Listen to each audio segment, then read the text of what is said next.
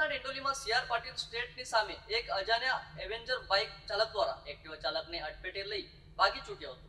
Activa ચાલકનું ઘટના સ્થળ પર કરુણ મોત. ડિંડોલી પોલીસે તપાસ શરૂ કરી છે. મળતી માહિતી મુજબ મૃતક કોર્પોરેશનના પટાવાળા તરીકે ફરજ બજાવતો હતો. તે રાત્રે ક્યાંકથી પરત ફરી રહ્યો હતો ત્યારે ડિંડોલી વિસ્તારમાં એક અજાણ્યા બાઇક ચાલકે તેને જોરદાર ટક્કર મારી હતી. ટક્કર એટલી ગંભીર હતી કે પટાવાળાને ગંભીર ઈજાઓ થઈ હતી અને તેણે સ્થળ પર જ દમ તોડી દીધો હતો.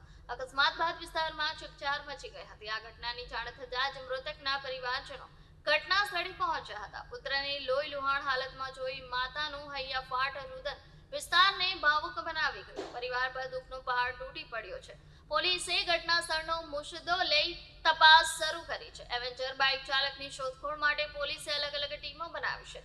નિર્દોષ વ્યક્તિનો જીવ લેનાર બેદરકાર ડ્રાઇવિંગને લઈને સ્થાનિક લોકોમાં પણ રોષ વ્યાપ્યો છે. પોલીસ તપાસમાં ઝડપ લાવવામાં આવી છે અને આરોપીની શોધ ચાલુ છે.